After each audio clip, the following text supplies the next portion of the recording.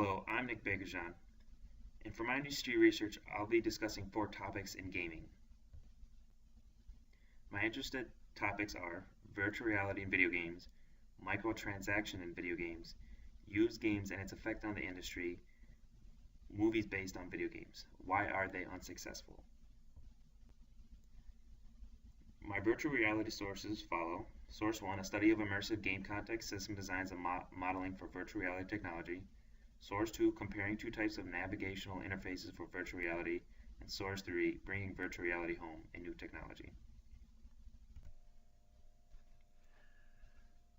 Virtual reality, or VR, is rapidly being integrated in various areas of media, novels, movies, games, and more. It aims to allow users to experience telepresence in real imaginary worlds. There are 6 identified features that is needed to experience virtual reality. 1. Social richness, that user can feel socially in intimacy when interacting with the media. 2. Reality of how much media expresses the existence of an object. 3. Transportation, that give user a feeling like they exist in some other place.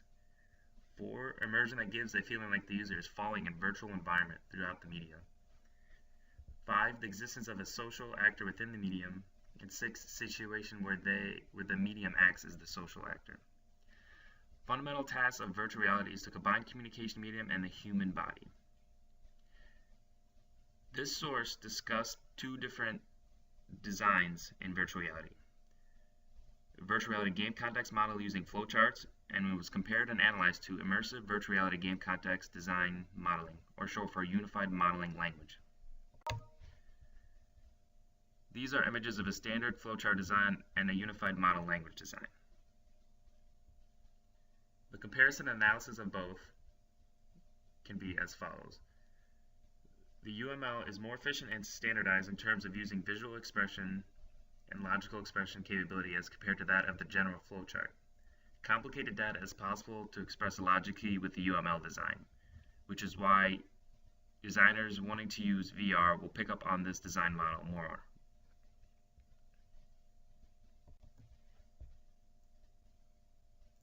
On my second source, comparing 2 types of navigational interfaces for VR, I learned that after students were tested using a joystick and the Wii board, results show that distance traveled, time spent, were significantly less when navigating virtual environments with a joystick, while behavioral compliance were both even on the other hand. Virtual navigation using joysticks is most common in virtual reality-based studies today, mostly due to low cost, less space, and technology demands. Implementing virtual reality using consoles like the Xbox One and PlayStation 4 and joysticks players already have is the first step to getting it into consumers' hands.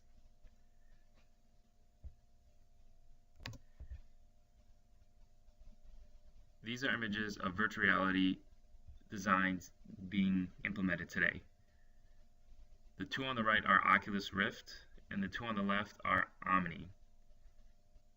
Omni uses Oculus Rift as its virtual reality for vision, but it uses a walking treadmill for movement in real time for the player. While the image in the middle is an Xbox 360 controller used for testing in the joystick. In my third source, bringing virtual reality home, a new technology, I learned that smartphones like Samsung contain much of the technology required in developing virtual reality already, while also seeing that a leader in virtual reality, Oculus Rift, was sold for $2 billion to Facebook CEO Mark Zuckerberg. This shows how this piece of technology is worth and how it's being developed to be in our near future. The equipment, though, wasn't even close to be able to sell to consumers, so it's amazing to have a price of $2 billion. Consumers accustomed to using electronic devices frequently, there are a few moments where people want all their senses deprived in an immersive experience. Video games and interactive movies are the popular mediums that VR is trying to reach, of course. People love virtual reality and immersing themselves in all their senses in virtual reality, but very, very infrequently will they want to do so on a daily basis. VR is a long way from becoming mainstream. Augmented reality, AR, like Google Glass, has already hit the market, and they will continue to be full mainstream in years in advance of VR. This is an image of Morpheus project. Sony is working on a virtual reality headset that will, I believe, soon launch in the next coming year to all consumers and beating every other company to the punch. How virtual reality can be used in my industry. VR is inevitably in the video game industry's future. They will develop to one day being found in many households. VR will be the talk of the town in the gaming industry when it hits, and will be for a long time when it does. Knowing how VR designs work and how they can be implemented in games will greatly improve my resume in the industry, and hopefully get my foot in the door for that next job. For how virtual reality could help with my project, I've been jotting down ideas for a particular game design that has been lingering in my mind for months. Being able to add the element of VR to its design would greatly increase its worth and likability, I believe. This information has broadened my thoughts on VR, making it a possibility in my current and future designs. My second topic, microtransactions. Source 1, taking more money from the player is a game changer, and Source 2, how microtransactions are bad for gaming.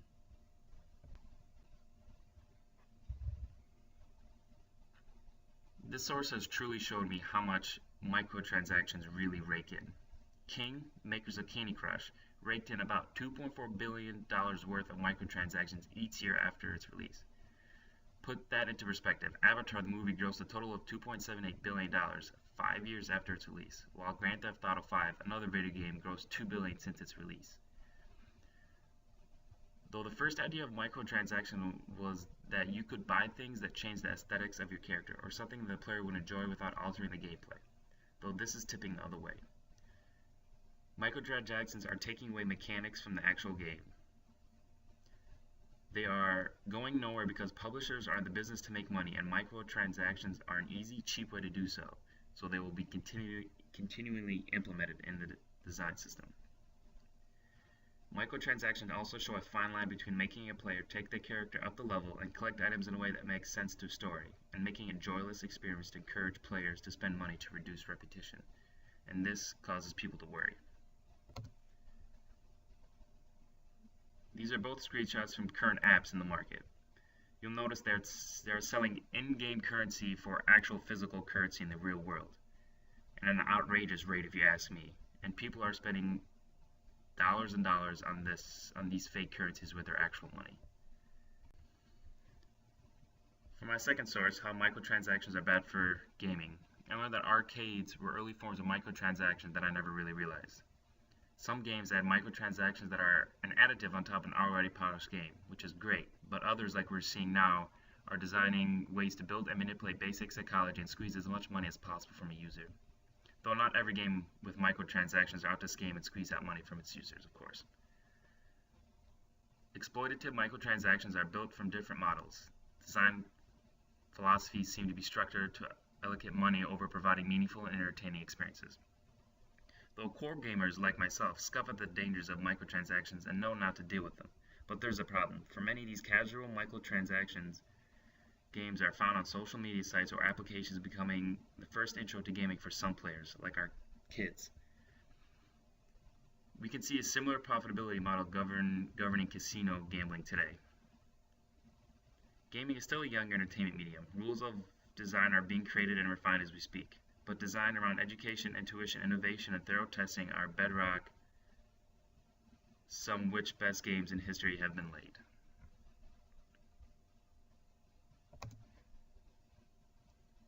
A game I purchased over a year ago on midnight and still play to this day is Diablo 3. When this game released, it had a game mode, or an additive to it, called the Auction House.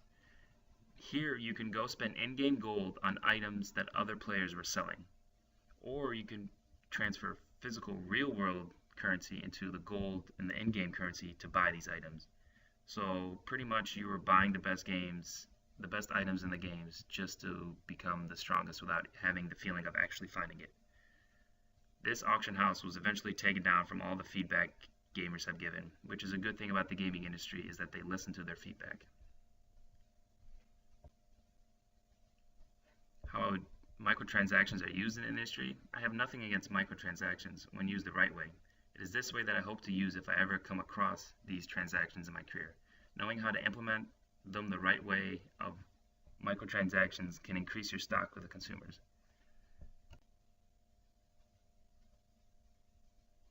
third topic, used games. Source 1, game not necessarily over. Used games keep some retailers afloat. Source 2, a new battle over used video games. And Source 3, report says console gamers still prefer physical to digital.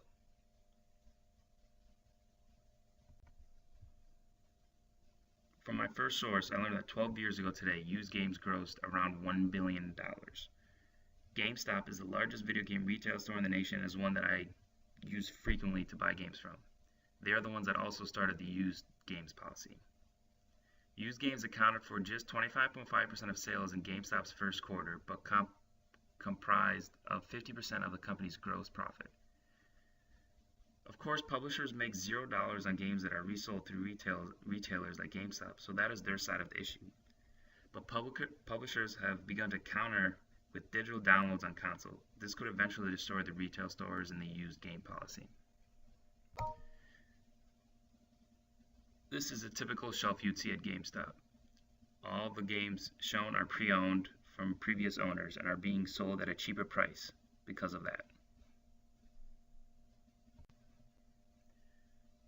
From my second source, I learned that there are other companies that are implementing this used games. GoozeX is an online subscription that lets you trade used games with other subscribers with little charge, while other retail stores are following GameStop like Walmart, Toys R Us, Amazon, and soon to be Best Buy. Though not one side of the topic of used games would answer questions regarding it. GameStop, Electronic Arts as publishers, or a software association would not answer on the topic.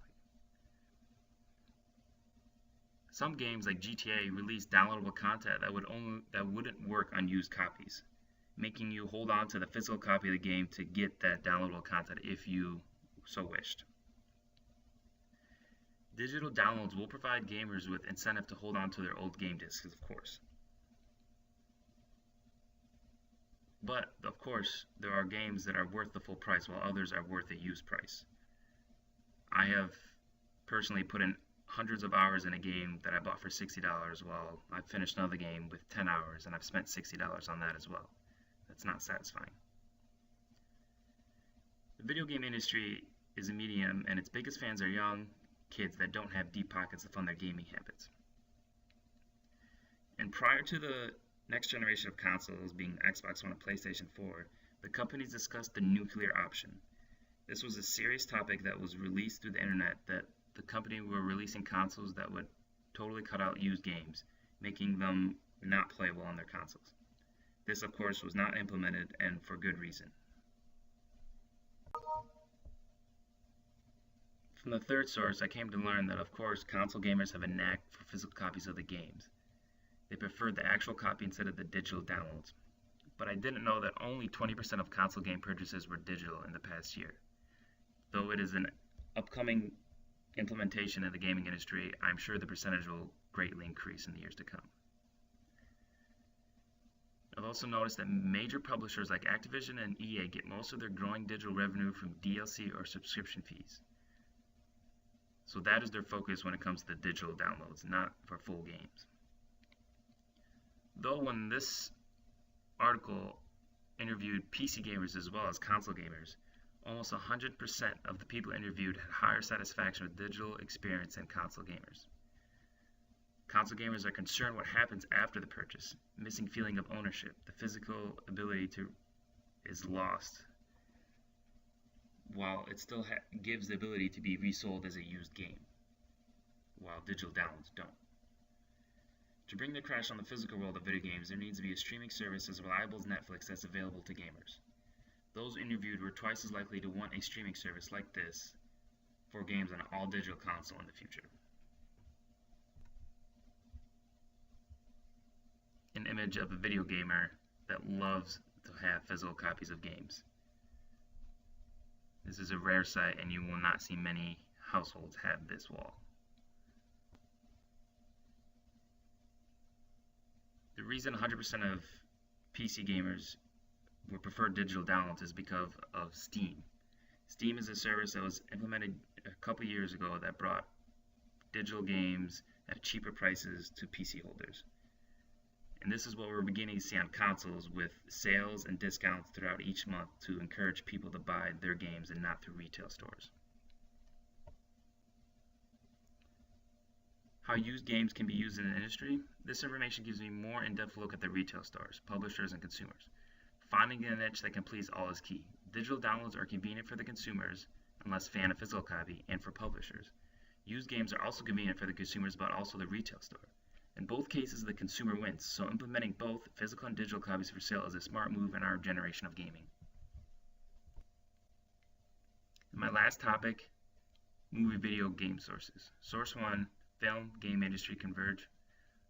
Source 2, original Mass Effect movie Reddit says game was too difficult to adapt. And Source 3, movies based on video games, why they usually fail. My first source, I learned that Ubisoft Entertainment, the creators of the Assassin's Creed series, has a film studio that started a trend. Their first released mini-movie for their game Assassin's Creed became significant for different reasons. First, it was the first video game company to make its own cinematic adaptation. First version of a game to win widespread accolades and set new milestones in increasing video game movie convergence. Prologues have never been at this level of quality in video games, ever. But this is different from taking an actual game and taking it to the big screen, than just making a cinematic trailer for a game. Movies based on games have, most part, received terrible marks from critics. Adapting a game to the screen demands a colossal deviation in narrative structure. Games are by definition interactive. Player determines the pace and progression of the storyline and what the story unfolds to be, while movies are captive to the narrative directed by the writer and the director only. This is the world premiere of Ubisoft Entertainment's Assassin's Creed Unity game. I highly recommend checking it out, for it is amazing. This is also another trailer for a game.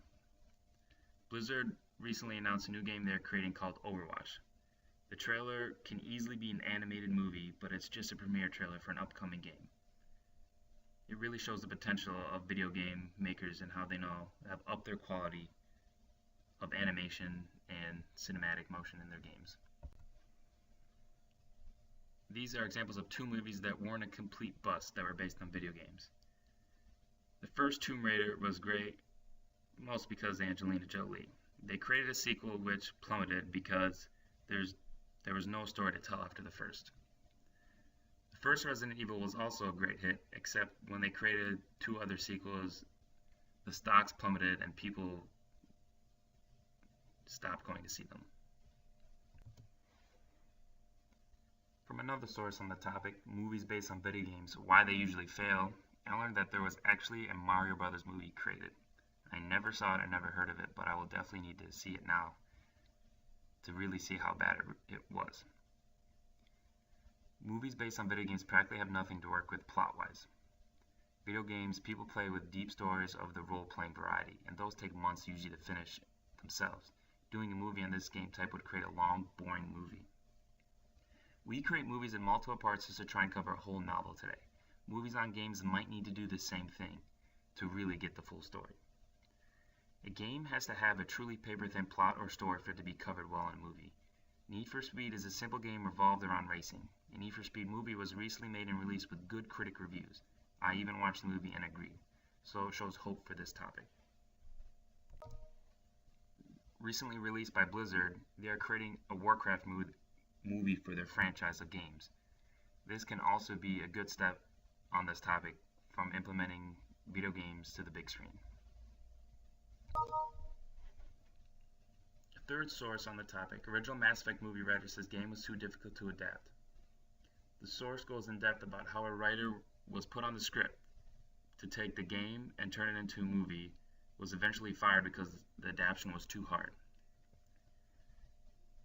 Mark Prostovich had his first chance of making a game and adapting it to the big screen. He shortly realized that this would be his last attempt, for it was way too difficult.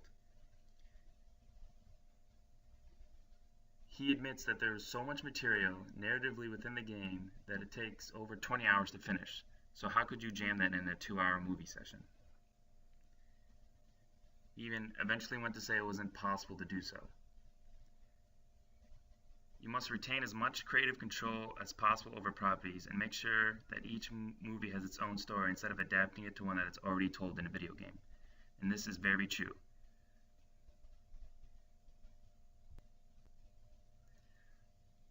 How I could use the video game and movie converge in the industry? Though I honestly don't see the creation of movies in my future career, this information can still help if the occasion were to arise. Being smart when it comes to what video games can actually be adapted into movies and whether story plot will work for the big screen. Creating a whole new story based on the same world the game takes place in is a smart move in approaching a video game movie convergence. Thank you. That was my industry research on 4 gaming topics. I'm Nick Bakershon.